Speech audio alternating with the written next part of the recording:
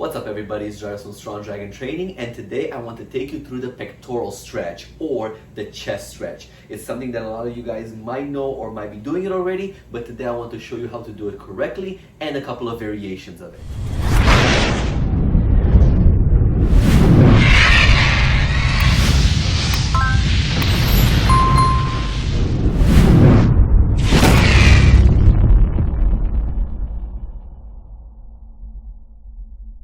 So the pectoral or the chest stretch is exactly what it sounds like. You are looking to stretch out the pectoralis major, the chest muscle that starts off right over here at your sternum and goes all the way and attaches right up in the upper part of your humerus or your upper arm. So when it attaches, you're trying to stretch it out. The first thing that might come to most people's mind is that you have to just grab a hold and pull away. While you do this kind of a stretch, yes, it does stretch out the pectoralis major, but there is a much better stretch and much more deep and direct stretch for the muscle itself. Let me explain to you why. When you're doing this kind of a stretch over here, if you have anything like a tight shoulder, a tight bicep, or anything like that, including a tight chest or pectoralis major, you will be limited from actually getting that deep stretch into the chest. While it works and it does give it a little bit of a stretch, there is a much better way to stretch it directly and not to worry too much about everything going in between up until the stretch gets to your chest. And again, some of you guys may know the stretch already, but putting your forearm entirely on some kind of an obstacle. This can be done on your door frame, it can be done on a tree, on the wall, anything at all. Anything that allows you to fully put your arm from the elbow all the way to your palm, fully supported against somebody at a 90-degree angle. So once you have this one, ideally what you want to have is your elbow to be in line with your shoulder, right? From here, you can have a nice good grip or just a straight palm at the top, and you are starting fully in line with the obstacle that you're resisting against, and the same thing that you did with the stretch with the arm straight, you're doing over here. You're gently pulling away from the obstacle itself, allowing the pole, the tree, or the door frame, whatever you're using, to push everything and isolate away more of the chest, a little bit of a deltoid. But right now, my bicep, my forearm, everything is fully relaxed. It's not trying to hinder or impede the stretch that needs to go in right deep into the pectoral. So as I'm going over here, I'm twisting away as much as the pectoralis allows me. Now do be careful on this one because I'm going now a little bit off of the bottom trying to stretch, but some people with this kind of a stretch start to get cramps in things like the abdominals or the lower back. So that gives you an indication that you have tightness throughout your body and you need to stretch a little bit more. But the other point is also to think about when that happens, especially if you get kind of like a cramp in your lower back, that means you're trying to torque a little bit too much. So while your chest is getting the stretch, you don't need to destroy the muscle by overstretching it. So by forcing that torque to be a little bit too much and your lower back is cramping, or even part of the middle back into the latissimus dorsi, the lats, right? The wings on the side. Even if you get a cramp over there, that's again an indication for you that you're going a little bit too far. Your body is not used to that kind of a stretch, is not necessarily liking that kind of stretch. So take it a little bit slower. What you're looking for, any kind of stretch, doesn't matter if you stretch the chest, the leg, the forearm, the neck, whatever. All you're looking for is to have a little bit of a pull, a little bit of a tension in the muscle while the muscle is fully relaxed. As you can see, my arm up here is fully limber, right? I'm not trying to get a hold of the pole and pull it. You're not working out right now, you're stretching. So gently relax, and from here, twist as much as your body allows you. Gently breathe in and breathe out. Try as much as possible to relax the muscle. The more you relax the muscle, the more the fibers get stretched and you accomplish what you're looking for.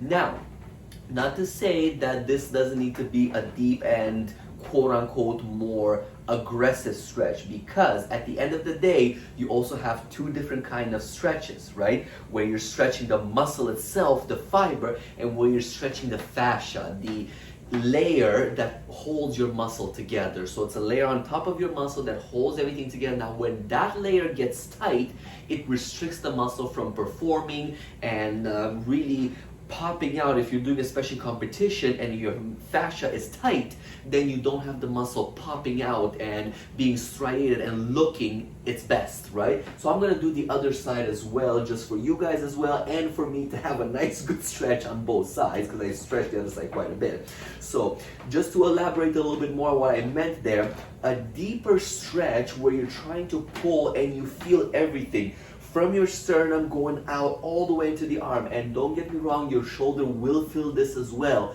but very minimally. When you do this kind of a stretch, now you're going a little bit deeper into the deltoid or the shoulder muscle, right? But you're also getting a little bit into the bicep, the forearm, and the chest, right? But here, we're isolating the pectoralis major, the chest muscle, very little into the deltoid itself. You're still gonna feel a little bit, especially if you have tight shoulders. But from here, I'm going into a nice deep stretch. I'm holding it for approximately 30 seconds. As I mentioned before, gentle breath in and then gentle breath out. Holding 30 seconds and going deep like this really stretches the fibers of the muscles.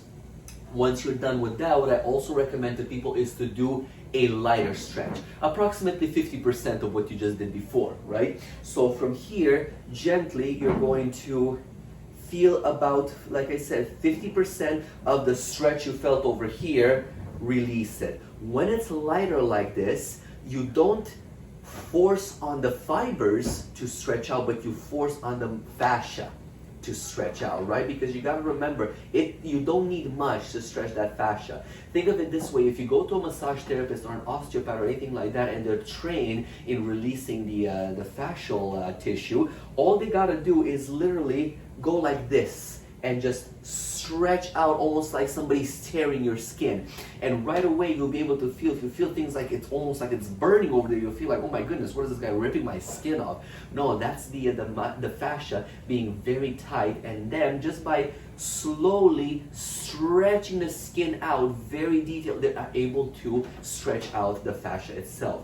And you're trying to do something similar over here, and just gently push on it. When you do that, you're still going to feel a little bit of a burn, a little bit of a stretch in the muscle.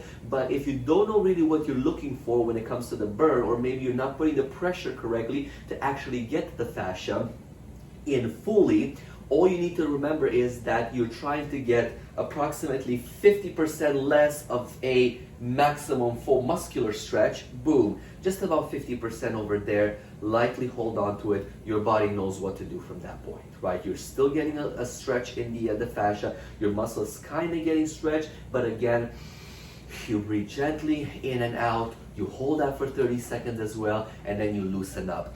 Now, the other thing you may see, and I want to touch on this one as well, is some people going at the same time with both arms stretching forward, like if they have a door, or in my case, they have poles like this. I really want to warn you on that, because a lot of people think that if they go like this, oh yeah, now I'm just stretching both pectoralis major, like both muscles at the same time. But remember, see how far out my arms are right now. My elbow is not being supported. So really at the end of the day, I'm doing this again, just a crappier version of it.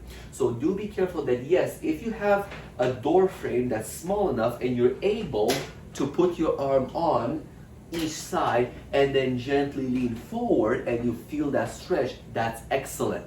But with that point as well, you gotta be careful, because with stretching one at a time, you are in control and are able to pull nice and deep. If you have a little bit of flexibility, if you're having like that, you are able to pull in nice and deep and get that muscle stretch. When you're holding on both sides and you just let gravity do the work, because you have so much support over there, you may not get the depth of the stretch that you need to into the muscle. So at that point, I recommend, if you do wish to do that, you have somebody behind you just gently pushing you from your upper back.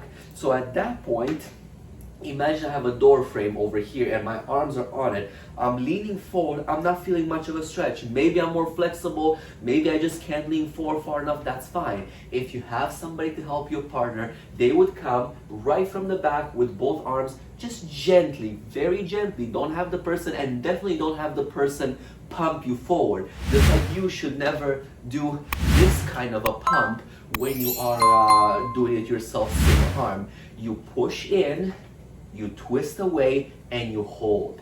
That's what you gotta do. You can't be pumping the muscle, because at that point the muscle thinks it's working out and it's gonna start contracting, and you're going to lose the whole idea of a stretch. Even worse, if the muscle is not doing that and you keep on pumping like that, you risk an injury into the joint, the muscle, the fibers, ain't like that. So don't risk it whatsoever from a stretching point of view. All you need is you get to the position, you feel the stretch, you hold it there. That's the bottom line. So this is one of the amazing stretches you can do for the pectoralis major or the chest muscle. It's very common. You see a lot of people doing this one. And of course, there's many different variations, which I will cover in my next video, of how you can work a little bit more on focusing into the all the ligaments and the tissues that are more in the shoulder joint, right? So there's ways to modify this exercise that, yes, you're still getting the chest involved into it, but now you're working away from this point of your body to the glenohumeral joint, or your shoulder joint right there. So check out my next video, guys, and see exactly what I mean about that. But until then, I really hope this video shines some light on the whole stretching idea of the pectoralis major. And for you guys that know all about it out there and you've done it before, I hope this gave you a little bit of an insight on what to watch for and what not to do, what to do. And for anybody out there that know what to do in order to stretch their chest, there you go. This is going to be an amazing, simple, and safe stretch you can do anywhere. In your house, in the park, at work, doesn't matter. Just make sure you are a little bit warmed up before you start anything. Never stretch cold muscles, and never pump cold or warm muscles. Never pump them. Keep a nice, gentle stretch. Hold the stretch 30 seconds. Breathe in and out. Thank you so much for watching this video, guys. I hope it helped. Please like and subscribe to my channel. I'll be posting way more informational videos on both nutrition, exercising, stretching, and pretty soon I'm going to start reviewing more supplements as well to give you guys a good idea of what's good out there to buy and what's not worth your money. See you on my next video.